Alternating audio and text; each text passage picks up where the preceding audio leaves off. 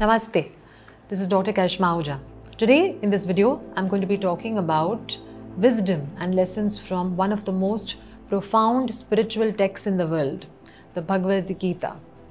You see, the Bhagavad Gita, though spoken 5,000 years ago, continues to be a book, a scripture that guides man on how to best live his life today. With the amount of stress, anxiety, tension we experience in our everyday lives, the Gita is not just a philosophy, but modern psychology. It helps us understand how to go within and how to make those changes to live a life with power, faith, and discipline. In this video, I'm going to be taking 5 verses for you and show you how Lord Krishna can guide us in improving our lives and also reaching our best possible version in our lives. The first verse talks about the importance of doing your duty without attachment. Karmanye vadikaraste ma phaleshu kadachana ma karma phalaheturbu ma te sangotsva karmani. In chapter 2 verse 47, Lord Krishna says, do your duty. You have a right to duty and work, but not to the fruits. Why is he warning us against focusing on the fruits and making fruits our motive? Because either you can have your eyes and mind on what you do or on where you want to go. Imagine, your eyes are there. Are you going to be protecting your own journey here? No. If I focus on this present moment, I will give my best. And that is why he says, the only way man can overcome pressure, stress and anxiety in his or her life is to start focusing on giving your best to everything you do. Leave the rest. Don't focus on the outcomes. Yes, of course, we should be clear about our goals. We should know where we want to go. Our job is to simply chalk out a plan for ourselves. This is what I want, and this is the action steps that will get me there. Rest is not my concern. So one practical way to apply this verse in our everyday lives is, make sure before you sleep at night you say, I am safe, protected and guided at all times. So that whenever doubt comes in, will this happen or not, you're saying, no, I'm safe, I'm protected, I am guided. What if you could manifest your desired goals in your life and also help others achieve and live their best life? Well, the law of attraction and manifestation Train the Trainer course is all about taking you deeper into the secrets of mind and manifestation. It will give you exactly all the tools, techniques and rituals you need to go deeper into reprogramming your own subconscious mind. At the same time, identify dominant thought patterns and emotional blockages that often stop people from achieving their goals. This Train the Trainer program is going to be a practical roadmap for you to go from where you are to where you want to be and also take your clients along the way. It's going to cover a lot of in-depth study modules, videos, as well as assignments to help you understand where you stand physically, mentally, emotionally, and how you can elevate yourself, raise your vibration, and manifest your desired life with more power, ease, joy, with divine guidance and grace. To know more about the Train the Trainer Law of Attraction program, please get in touch with my team or visit the website www.drkarishmaahuja.com. I look forward to seeing you soon.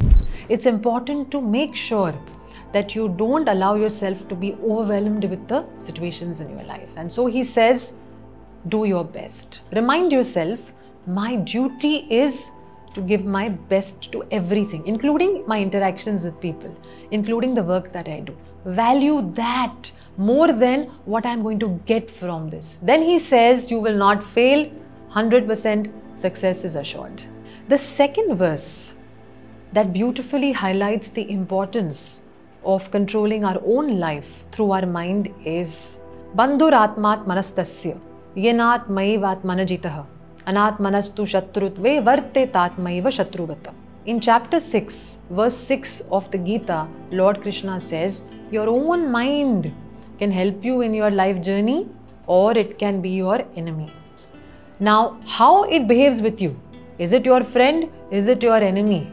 That depends on how much are you involved in its day-to-day working. You see, If a mother does not pay attention to the child at all, the child can leave her hand and go anywhere on the road. She has to keep the child with her because the child is not aware of what is right, what is wrong. Child will just want to be free, but the mother knows it's not safe for the child to be free. You are that mother. You have to guide your mind. So in the day, practice reviewing, what am I focusing on? What is going on within me? And if you know it's not a good feeling, if you know that it's something which is not making you feel good or adding value to your life, replace that thought with a better one. Start using positive affirmations for your everyday life. The moment you get negative thoughts about any situation, say, this is going to work out in my favor. Everything is in my control. My mind is my friend. This is how you start controlling your own mind. The most important thing is reviewing our day. Before we sleep, if we can reflect back on, what did I think? Did I go to the right places? Did I do the right stuff? Do I have some habits that I should overcome? If you start asking yourself these questions, you see, you don't allow your senses to drive you. You immediately take control. You're like that master who's directing the charioteer, go here and go there. Imagine if the charioteer is telling you where to go. Naturally, there will be chaos. So he says, make your mind your friend. And the practical way to apply this is review your day and practice shifting your thoughts and focus from negative to positive aspects of your life. The third lesson, and this beautiful verse that teaches us how to live in today's times with more health, power and strength. And that is chapter 6, verse 17 of the Gita. This talks of living in moderation and balance. Yukta har viharasya, yukta cheshtasya karmasu, yukta swapna vabodasya, yogo bhavati dukkha. He clearly says, you bring upon sorrow, pain and suffering into your life if your life is not balanced. Everything in your life should be in moderation. If you sleep very less, your body gets tired. If you sleep too much, your body gets dull. If you eat too little, you have no energy. If you eat too much, you get lazy. Like that, when it comes to your food and eating habits, your sleep, your recreation, your work, don't go into excess of anything. Excess of anything is not bad. There is one more saying in Sanskrit, Ati sarvatra varajayate. Excess of anything leads to ruin. So today we have a tendency, we obsess too much about our goals. We'll do everything to make even a relationship work, sacrificing our own work, perhaps even our health. That is not something which is going to help us in the long run. So he says, exercise moderation. A practical way to apply this is, look at where you are going overboard. Is it a particular goal? Is it your job? Is it your business? What aspects of your life are you ignoring because one particular element is getting too much importance? You have to correct that. He says you correct it and you see you will lead a much healthier and fulfilled life. The fourth lesson is again a beautiful one. And trust me, as a therapist, I can tell you, no therapy is complete without this practice. In chapter 12, verse 13, Lord Krishna says, Adveshta sarva bhutanam, maitra karuna evacha, nirmamo nirahankara samadukhak sukhak shami. Hate no one. No matter what has happened, if you have hatred, the quotient of love for yourself and others is diminished. You cannot love God. You cannot connect with God if you have hatred, jealousy, insecurity, bitterness in your heart. Accept. It must be for my good. Maybe God is testing me. He wants to promote me to the next class. That is why this is happening. And in reality, every spiritual text tells us whatever is happening is coming from our own karmas. So why should I blame other people? Let me rather focus my energy on what I can do for myself. How can I get better? He says, you put your focus there and you will reduce sorrow, pain and suffering in your life. In fact, you will connect with divine wisdom. You will feel guided. And this connection with your own true self is so powerful, you will be able to come out of any problem in your life. Have compassion for yourself and others. Don't even hate yourself. Even if you have guilt, release it, give it to God, because He says, if you are unhappy with yourself or others, you will suffer. You will block your own ability to bring good things in your life. The last verse, a very powerful one, which perhaps is something that all of us have to practice more and more of. In chapter 18, verse 66, Lord Krishna says, Sarva dharman parityajya mamekam sharanam vraja. Aham tvam sarva papebhyo mokshishyami ma shuchah. The only way man can release fear is by surrendering all actions to the higher power. You have to realize you will not be in control of many things. Just as you don't control the processes of your own body, your job is to keep your body fit, eat healthy food, rest, the intelligence takes over. Likewise, you have to trust there is a divine power and guidance within you that takes care of the efforts and actions you take in different areas of your life. You may be taking action for work, for relationships, for money, for your own body. That intelligence will take over. Your job is to put it out. Put the effort out. Universe will take care. God will guide you and guard you. In fact, when he says, Aham tvam sarva papebhyo, he's saying, you may be a sinner.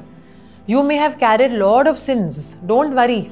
If you have come to me today and if you have surrendered your actions to me, if you are thinking of me and you're dependent on me, I will take over. I will release you, get you rid of all your past actions. I will protect you and free you completely from the cycle of birth and death. So, a practical way to apply this verse and message in our everyday lives is before you sleep at night, whatever your worry is, whatever negative feeling is, God, I give this to you. Please take it over. Please handle it for me. Practice surrender in this manner. And he says, you practice surrender like that, you don't have fear anymore. You will not fear anyone. In fact, Lord Krishna goes on to say, don't fear. You should not fear anyone. If you have love of God in your heart, who can do anything to you? Don't let anyone pressurize you or overpower you. Just offer the fruits of your actions to me. Offer all your feelings to me. I will neutralize them. I will make them positive and I will heal your life. So, my dear friends, Gita, as I said, is not just a philosophy. Take it like modern psychology. Take it like a manual to guide you on how to live with balance, power, and more faith. From today, try to see if you are applying these 5 important lessons in your life. Let me summarize them once again quickly for you. 1. Do your duty without attachment. 2. Train your mind to become your friend. 3. Live in balance and moderation. 4th, forgive yourself and others. Number 5, surrender your actions to God and release fear. I hope you enjoyed this video. Do share it with others as well so that everyone benefits.